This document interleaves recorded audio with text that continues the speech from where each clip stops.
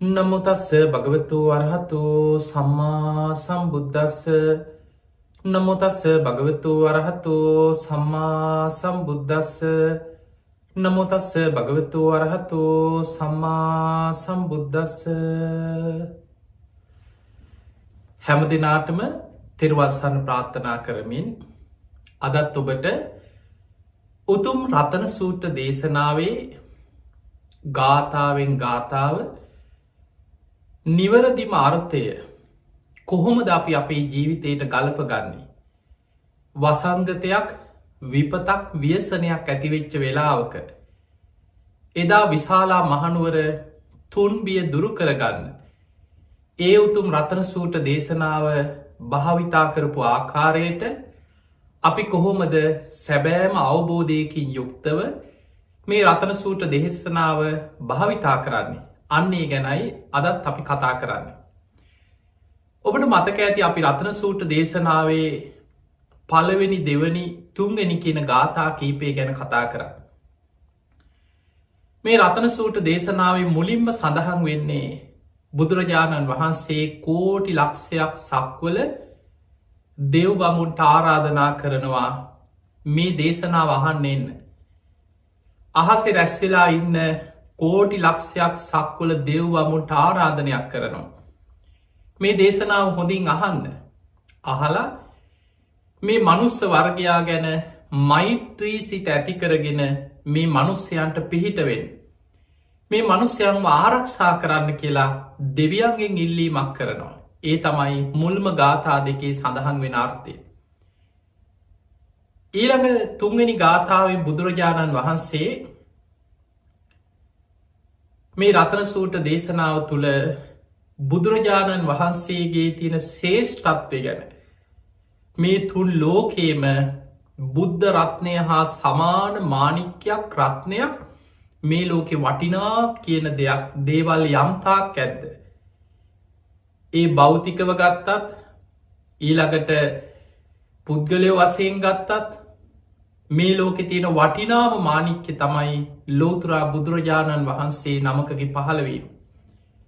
ඒ බුද්ධ රත්නය තරම් ශේෂ්ඨ දෙයක් මේ ලෝකෙ නෑ. ඒතේන සච්චේන සුවත්ති මේ සත්‍යානු භාවයෙන් සූපත්තේවා කියලා තුන්වෙනි ගාථාවෙන් බුද්ධානු භාවයෙන් බුදුරජාණන් වහන්සේ සත්‍යක්‍රියා කරමින් අධිෂ්ඨාන කරන්නට යුතුයි.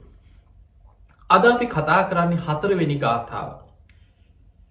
පිංහතුන මේ ගාථාව ගැන කතා කරන්න කලින් එදා බුදුරජාණන් වහන්සේව මේ විශාලා මහනුවරට වඩම්මුවන්න ඔබ අහලා තියෙනවා ලිච්ඡවී රාජ කුමාරවරු මේ සිදුවීම සිද්ධ වෙන කාල වෙනකොට සමූහාණ්ඩු පාලනයක් හැටියට බොහොම සමගියෙන් පාලනය කරපු රාජ කුමාරවරු 7707 දෙනෙක් හිටිය කියනවා. මේ අයි බොහොම සමගියෙන් සාකච්ඡා කරනවා සමගියෙන් තීරණ ගන්නවා සමගිය විසිර යනවා. ඒ අයට මේ බලලෝභයක් තිබුන්නෑ දේශපාලනය රජකම ගැන. ඒ නිසා එක්කෙනෙක් සතියක් රාජ්‍ය කරනවා. ඒ කාලෙ අවසන් වෙන්න හම ඊළඟ ලිච්ඡවී රාජකුමාරයට ඊළඟ සතිය රාජ්‍ය පවරනවා. මේ විදිහට සමගියෙන් බෙදා හදාගෙන රාජ්‍ය පාලන කටයුතු කරගෙනාව. ඔය අතරේ අපේ බුදුරජාණන් වහන්සේ බුද්ධත්වයට පත්වෙලා දෙවනි අවුරුද්ධ වෙනකොට ඒ වෙනකොට උන්වහන්සේ වැඩහිටියේ සේනිය බිම්බිසා රජ්ජුරුවෝ තමන්ගේ රාජකීය උයන වේල් වන උයන බුද්ධ ප්‍රමුඛ සංඝයා වෙනුවෙන් පළවෙනි ආරාමේ හැටියට කුටි සෙනසුන් හදලා සංඝ සතු කරලා පූජා කරා. මෙන්න මේ වේල්වනාරාමේ බුදුරජාණන් වහන්සේ වැඩ සිටින්නේ තාම බුද්ධත්වයට පත්වෙච්ච මුල් කාලි දෙවනි අවුරුද්දේ. දැන් විශාලා මහනුවර මේ තුන්බිය ඇති වෙලා අවුරුදු ගානක් වර්සාවක් නෑ විශාල නියගයක්. ඊළඟට වසංගතයක් පැතිරිලා මිනිස්සු දවසට 50 ගනම් මැරෙනව නගරේ. ඒ අතර අමනුස්්‍යයෝ මේ නගරය අරක්ගෙන මිනිස්සු අමනුස්්‍යයන්ගේ ගොදුරු බවට අමනුස්්‍යයන්ගේ ග්‍රහණයකට ලක්වෙලා දැම්මුළු විශාලා මහනුවර නගරේම රෝගබිය දුර්භික්ෂ බය අමනුස්ස බය කියන තුන් බියකින් වෙලි ලගෙහිල්ල. ඔය අතර විශාලා මහනුවර කූටාගාර ශාලාවට ලිච්ඡවී රජවරු එකතු වෙලා සාකච්ඡා කරා කොහොමද අපි මේ ව්‍යසනයෙන් මිදෙන්නේ. ඒ වෙනකොට උගත් බුද්ධිමත් මොකද ලිච්ඡවීන් කවදත් වැඩිහිටියන්ට ගෞරව සත්කාර කරා. ඒ අයගේ අවවාද අනුශාසනා පිළිගත්තා. ඒ නිසා මේ හැමෝම සමගියෙන් සාකච්ඡා කරා මොකක්ද මේකට තියෙන විසඳුම. ඔය අතරේ සමහර අය කිව්වා නිගණ්ඨනාත පුත්ත කියලා මහා පින් ඇති උත්තමයෙක් ඉන්නවා. එතුමා මේ නගරයට වඩාමම. තව අය කිව්වා සංජය බෙල්ලට්ටි පුත්ත කියලා මහා පින් ඇති උත්තමයන් වහන්සේ නමක් වැඩ ඉන්නවා. අසවල් පළාතේ උන්වහන්සේ වඩම්මගෙන එමු කියලා. තව අය කිව්වා කකුද කච්චායන ගැන මක්ඛලි ගෝසාල ගැන ඔය වගේ අර ඒ කාලේ ශාස්ත්‍රවරු කියාගෙන හිටපු එක එක පුද්ගලයන්ගේ ගුණ එක එක්කෙනා කියන්න ගත්තා. මොකද බුදුරජාණන් වහන්සේගේ කීර්තිරාවය ඒ වෙනකොට තාම දඹදිව් තලයේ සිසාරා පැතිරිලා ගිහිල්ලා නැහැ. උන්වහන්සේ බුදු වෙච්ච මුල්ම කාලේ.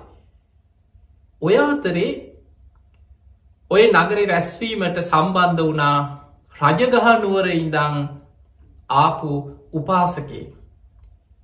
ඔහු වේළුවනාරාමේ බුදුරජාණන් වහන්සේගෙන් බණ අහලා එන ගම ඔහු තෙරුවන් සරණ ගිය කෙනෙක්. තුනුරුවන් ගැන පැහැදිච්ච කෙනෙක්. අර පිරිස එක එක යෝජනා ඉදිරිපත් කරනකං ඉදලා ඔහු පිරිස අතරින් නැකිටලා ඉදිරියට ඇවිල්ලා උතුරු සලු ඒකාංශ කරලා බුදුරජාණන් වහන්සේ වැඩ සිටින රජගහනුවර දිසාවට හැරිලා වන්දනා කරා. ඒ වන්දනා කරලා කියනවා ලිච්ඡවී රාජ කුමාරවරුණි මම කියන දේ හොඳින් අසන්න.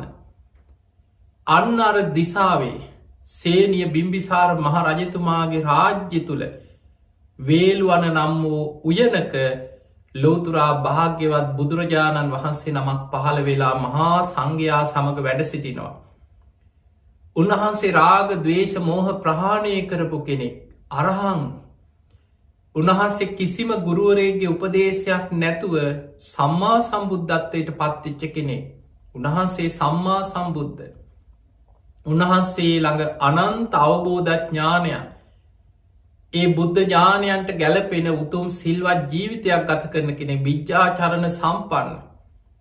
මේ ලෝකයේ සියලු මාර්ග අතර සුන්දරම නිවන් මඟ හොයාගෙන නිවනට පත්වෙච්ච කෙනෙක්. උන්වහන්සේ සුගත මේ ලෝකෙ ගැන විතරක් නෙමෙයි මේ ලෝකධාතුව ගැන විතරක් නෙමෙයි මුළු විශ්වය ගැනම පරිපූර්ණ අවබෝධයකින් යුක්තව සියලු ලෝකයන්ගේ නිදහස් වෙච්ච කෙනෙක්. උන්වහන්සේ ලෝකවිදු. ඕනෑම දරුණු කෙනෙක් අකීකරු කෙනෙක් නිවන පිණිස හික්මුවන්න දක්සයි. අනුත්තරෝ පුරිස ධම්ම සාරතිය. උන්වහන්සේ මනුස්සයන්ට විතරක් නෙමේ දෙව් මිනිසුන්ටම මේ තුන් ලෝකයටම නිවන් මඟ පෙන්නන ශාස්තෘවරයා සත්තා දේව මනුස්සාන. උන්වහන්සේ තමන් අවබෝධ කරගත් ධර්මය දෙව් මිනිස් ලෝකයා ගැන මහා කරුණාවෙන් දේශනා කරනවා. බුද්ධ මේ ලෝකෙ පහළවෙච්ච මහා භාග්‍යවන්තම පින්වන්තම කෙනා භගවා. අර උපාසකයා දෑත් නල්ලෙ තියාගෙන ඔන්න ඔය ඉතිපිසෝ භගවා අරහන් සම්මා සම්බුද්ධෝ විජ්ජාචරණ සම්පන්නෝ සුගතෝ ලෝකවිදු අනුත්තරෝ පුරිස ධම්ම සාරති සත්තා දේව මනුස්සානම් බුද්ධෝ භගවා කියල මේ බුදුගුණ ගැන අර සභාවේ හැමෝට මැහෙන්න කියලා උන්වහන්සේව වඩම්මන්න කීව මේ නගරෙට. ඔය නිගණ්ඨනාත පුත්තල සංජය බෙල්ලට්ටි පුත්ත ඔය කියපු කවුරුවත් ගෙන්නනවට වඩා මේ ලෝකෙ පහළ වෙච්ච භාග්‍යවන්තම පින්වන්තම කෙනා අන්න රජගහනුවර වේළුවනේ වැඩඉන්නවා. උන්වහන්සේ වඩම්මන්න කීව. උන්වහන්සේගේ ආශීර්වාදය ලබාගන්න. මේ නගරයේ තියෙන අවාසනාවන්ත මේ ව්‍යසනයෙන් මිදෙන්න්න නම් උන්වහන්සේවයිකව මේ නගරයට වඩම්මන්න තියෙන. ලිච්ඡවී රාජ කුමාරවරු ඒ බුදුගුණ අහල පැහැදුනා. දැන් බුදුගුණ ඇහුවේ අර උපාසකයාගේ. හැමෝම ඒක මතිකව තීරණය කරා හරි එහෙමනම් අපි උන්වහන්සේව මේ රාජ්‍යයට වඩාමු.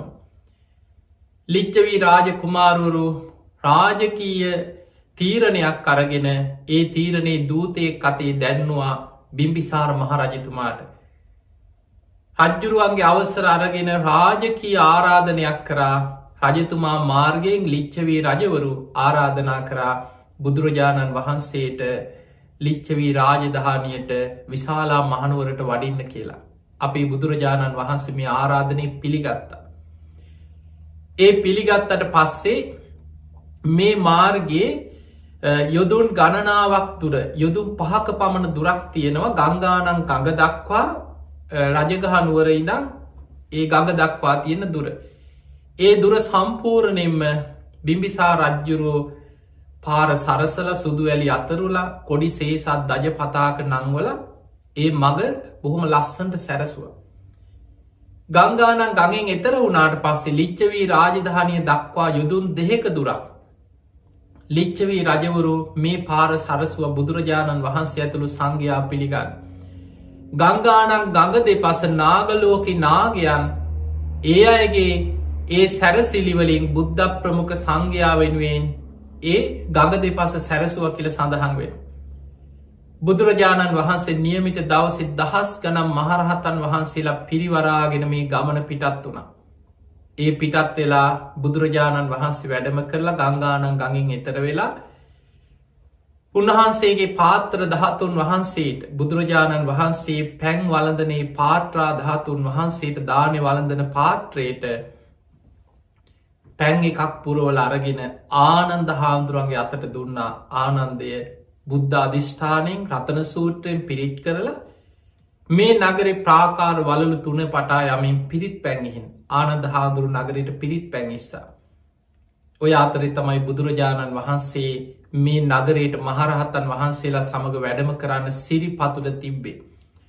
නගර භූමියට බුදුරජාණන් වහන්සේගේ දහසක් නිම්වලලුවලින් යුක්ත ඒ උතුම් චක්‍ර ලක්ෂණයන්ගෙන් යුක්ත මංගල ලක්ෂණයන්ගෙන් යුක්ත සුප්පතිට්ටිත පාද නම් වූ ඒ උතුම් සම්බුදු සිරිපතුල තබනවා සමගම එකිනෙකට වෙනස් වැසි 7ක් ඇදහැරුණා. මල් වැස්සක් පොද වැස්සක් පිණිවැස්සක් මේ විදියට වැසි 7ක් ඇදහැලුණා. හරීම ආශ්චර්යයි.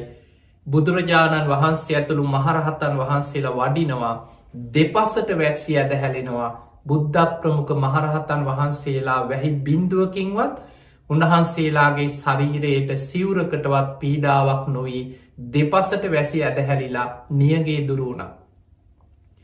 බුදුරජාණන් වහන්සේ නගරයට වඩිනකොටම මේ නගරේ මනුස්්‍යයන්ගේ ශරීරවලට අරක්ගෙන ආවේශ වෙලා නගරේ අර මලකුණු ආහාර කරගන්න ඇවිල්ල හිටපු දස දහස් ගනන් අමනුස්ස පිරිස යක්ෂයෝ අමනුස්යෝ නගරේ අතහැරලා සීසීකට දුවන්න පටන්ගත්. ඒ විපතත් දුරුුණ. බුදුරජාණන් වහන්සේ නගරේ කූටාගාර ශාලාවට වැඩම කරලා බොහොම ලස්සනට උන්වහන්සේ වෙනුවෙන් සකස් කරපු මණ්ඩපේ මත බුදුරජාණන් වහන්සේ වැඩ සිටිය මහරහතන් වහන්සේලා පසු පසින් වැඩ සිටිය. ආනන්ද හාමුදුරුව නගරෙ පිරිත් පැන් ඉහිනකොට ඒ පිරිත් පැම් බලයෙන් බුද්ධ අධිෂ්ඨානයෙන් අර වසංගතයෙන් පීඩාවට පත්වෙලා ඉන්න මිනිස්සුන්ගේ ශරීරවල පිරිත් පැන් දැවටෙනවා සමග ඔවුන් සුවපත් වුණ. හරි මාශ්චරයක්. ඔවුන් ආනන්ද හාමුදුරුව පසු පසින් පෙරහැරක් වගේ උන්වහන්සේ පසු පසින් එකතු වෙලා නගරවාසින් උන්වහන්සේ පස්සෙන්ම එන්න පටන්ගත්. විශාල ජන කන්දරාවක් නගරවාසින් ආනන්ද හාමුදුරුව නගරයට පිරිත් පැඟිහලා කූටාගාර ශාලාව ළඟට වඩිනකොට ආනන්ද හාමුදුරුව පසු පසින් ඇවිල්ලා බුදුරජාණන් වහන්සේට වන්දනා කළ එකත් පසකින් මේ පිරිස වාඩි වුණ. අන්නේ අයට තමයි බුදුරජාණන් වහන්සේ රතන සූත්‍ර දේශනා කරන්න.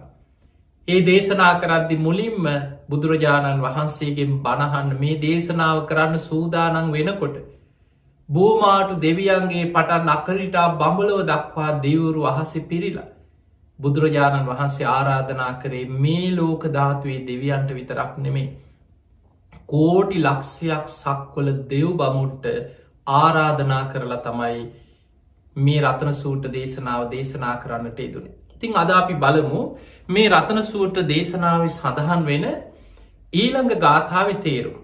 අපි පිළිවෙලට තේරුම් ගමු. ඔබට එතකොට එකින් එක මේ වැඩසටහන් පෙළත් එක්කම මේ රතන සූත්‍ර ගැන හොඳ අවබෝධයක් ඇති කරගන්නවා වගේම ඇත්තටම කොහොමද අපි මේ රතන සූත්‍ර භාවිතාවට ගන්න. මේ රතන සූත්‍රයෙන් ප්‍රතිඵල ලබන්නේ කොහොමද කියලා නිරවුල්ව තේරුම් ගන්න පුළුවන්කම තියෙනවා.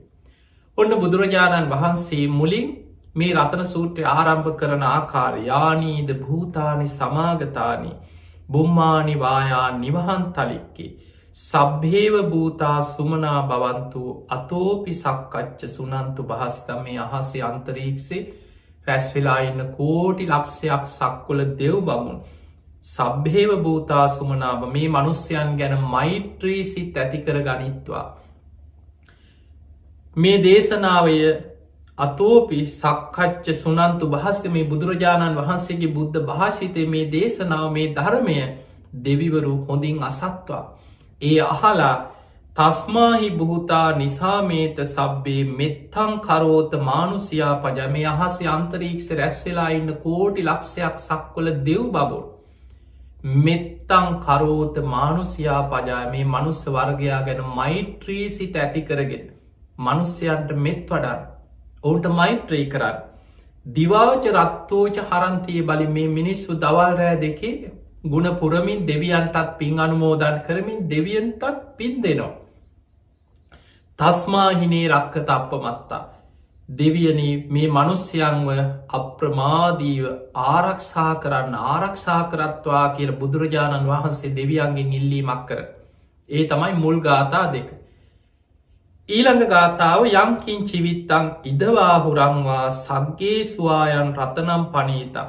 යම් වස්තුවක් මේ ලෝකෙ හෝ වෙනත් ලෝකයක තියෙනවද වටිනාම වස්තුවක් සාමාන්‍ය භෞතික දේවල් හැටියට අපි වටිනා කියනවා රත්තරං රිදී මැනික් මුත්තු මැනික් සක් සිලා වෙරලුමිනි ඊළඟට දියමන්ති මිනිස්සු එක වටිනා දේවල් කියනවා දස මානික්්‍ය ගැන සඳහන්ගෙන වටිනා වස්තු ගැන ඔක්කොම් භෞතිකයි ඊළඟට පුද්ගලය වසයෙන් ගත්තහම අපි කියෙන පුරුස රත්නය ස්ත්‍රී රත්නය ඔය වගේ එක රත්න ගැන අපි එක විදියට හඳුන්වන්න පුළුවන් හැබැයි මේ ලෝකයේ පිරිමියෙක් වේවා කාන්තාවක් වේවා ශ්‍රමණයෙක් වේවා බ්‍රාහ්මණයෙක් වේවා දෙවියෙක් වේවා බ්‍රහ්මයෙක් වේවා මේ ලෝකයේ ඉන්න සෑම මනුස්සෙක් ගත්තත් වෙනත් ලෝකයක ගත්තත් මේ සියලුම මනුස්්‍යයන් අතර සියලුම සත්වයන් අතර ශේෂ්ඨතම වටිනාම මානික්්‍ය තමයි ලෝතුරා බුදුරජාණන් වහන්සේ නමකගේ පහළවීම. අන්නේ බුදු කෙනෙක් හා සම නනෝ සමන් අති තතාගතයට බුදුරජාණන් වහන්සේ හා සම කරන්න පුළුවන් මානික්‍යයක් වටිනා වස්තුවක් ලෝකෙ නෑ.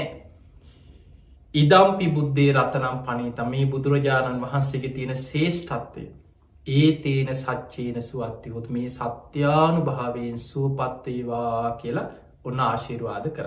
දැන් අද අපි කතා කරන්න ඊළඟ ගාථාව. පිංහතුනේ බුදුරජාණන් වහන්සේ මේ හතරවෙනි ගාථාවෙන් කියන්නේ ධර්මරත්නය ධර්මය තියෙන ආශ්චරය. නිවනට කියන ලස්සන වචන හතරක් බුදුරජාණන් වහන්සේ මේක විස්තර කරනවා. කයං විරාගං අමතං පනීතං කයං කියලා කියන්නේ දුක්ෂය කරන දුකශය කරලදාන සියලු දුක්ඛයන්ගෙන් නිදහස් කරලදාන කයං නිවනට කියන වචනයක් විරාගම් විරාගේ නොවැල්ම ඇති කරනු පංච උපාදානස්කන්ධ ගැන නොවැල්ම ඇති කරලා විරාගය ඇති කළ නිදහස ලබලතින අමතන් අමුෘර්තය නිවනට කියනු අමුෘර්ත වූ නිවන අමතන් ඉපදීම මරණය ඉක්මවා යන අමතන් කියන්නේ මරණය ඉක්මවාගිය නිවන පනීතන් මේ ලෝකයේ ශේෂ්ඨ ප්‍රනීත වූ නිවනක් ඇද්ද. කයන් විරාගම් අමතම් පනීතා කෙලෙස් කරන විරාගය ඇති කරන මරණය ඉක්මවා යන එකන ආයමත් අර ඉපදමින් මැරමින් සතරාපාය වැටි වැටි යන මේ මැරිමැනි යන සංසාරදුකෙන් නිදහස් වෙන ඒ ඉක්මවා යන ඊළඟට ප්‍රනීත මේ ලෝකෙ ප්‍රනීත යම් නිවනක් ඇද්ද යදජ්ජගා සක්්‍යමුණී සමාහිතෝ යම් එවැනි ධර්මයක් සාක්‍ය මුණීන්ද්‍රයන් වහන්සේ බෝධි මූලේ වැඩ ඉඳල යම් ධර්මයක් එද අවබෝධ කරගත්තාද නතේන දම්මේන සමත්තිකි ඒ ධර්මයට සම කරන්න පුළුවන් කිසිම දෙයක් මේ ලෝකයේ මේ විශ්වය තුළ නෑ. ඉදම්පි දම්මේ රතනම් පනීත මේක තමයි ධර්මී තියෙන ශේෂ්ඨත්වය. ඒ තේන සච්චේන සුවත්තිව ඒ දම්මානු භාවෙන් ඒ ධර්මය තියෙන ශේෂ්ඨත්තේ බලයෙන් සුවපත්තේවා කියල සත්‍යයක් ක්‍රියා කර. දැන් බලන්න අපි මේ ගාථාව අපි රතන සූත්‍ර කියනවා. අපිට කරදරයක් එනකොට විපතක් කියනකොට රතන සූත්‍ර කියනවා. දැන් මේ වසංගතය විතරක් නෙමෙයි ඔබ දන්නවනේ අපේ ආච්චිලා සීයලාට ඔය රතන සූත්‍රේ කටපාඩම් සමහරුන්ට. ගෙවල් වල පරණ ආච්චිලා සීයලා අම්මලා තාත්තලා තුන් සූත්‍ර කියනවා කියලා කරණීය මෙත්ත සූත්‍රය, මහා මංගල සූත්‍රය, රතන සූත්‍රය බොහොම සද්ධාවෙන් හවස බුදුන් වැඳලා මල් පූජා කරලා පිරිත් කිව්වා. හැබැයි සමහරු දන්නේ නෑ මේ රතන සූත්‍ර තියෙන්නේ බුදු ගුණ, දහම් ගුණ, සංඝ ගුණ ඇතුළත් සත්‍යක්‍රියා දේශනයක් කියලාවත් දන්නේ. හැබැයි විශාලා මහනුවර ওই තුන් බිය දුරු කරා රතන සූත්‍රය කිව්වා. ඒ නිසා අපි කියන්න ඕනේ අපිටත් ආරක්ෂාවක් ලැබෙනවා කියලා. ඒ විශ්වාසයෙන් රතන සූත්‍රය කියනවා. නමුත් ඔබ හිතන්න අර්ථ දැනගෙන ඒ ගාථාවේ තේරුම් දැනගෙන හොඳ අවබෝධයෙන් කියනකොට කොච්චරනම් ආශිර්වාදයක් අපිට ලැබෙනවා. දැන් බලන්න අපි රතන සූත්‍රය මෙහෙම කියමින් කෙනෙක් කියනවා ඔය බුදු දහමයි අනිත් ආගම් ඔක්කොම එකයිනේ. ඔය ඔක්කොගේම තියෙන එකම දෙයක්. එහෙම කියා රතන සූත්‍රෙත් කියනවා.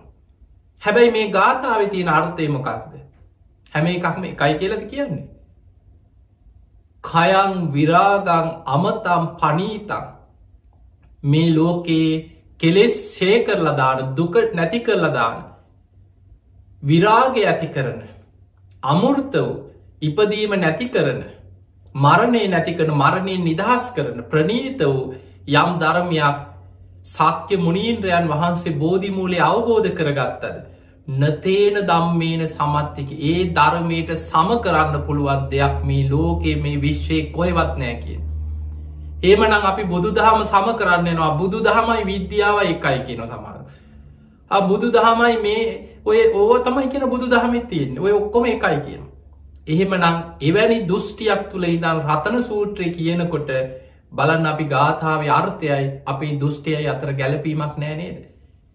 ඒ නිසා මතක තියාගන්න ලෝකයේ එක එක ආගම්, එක එක දර්ශන, එක එක විද්‍යාවල්, ඒවා එක එක දේවල් ලෝකේ එදත් තිබ්බ, අදත් තියෙනවා, අනාගතෙත් තියෙනවා. ඒවා ඒ විදිහට තිබ්බද? හැබැයි ඔබ ඒවා ඉගෙන ගත්තා කියලා ඒ කිසිවක් මේ බුදුරජාණන් වහන්සේගේ ධර්මයත් එක්ක සම කරන්න යන්න එපා.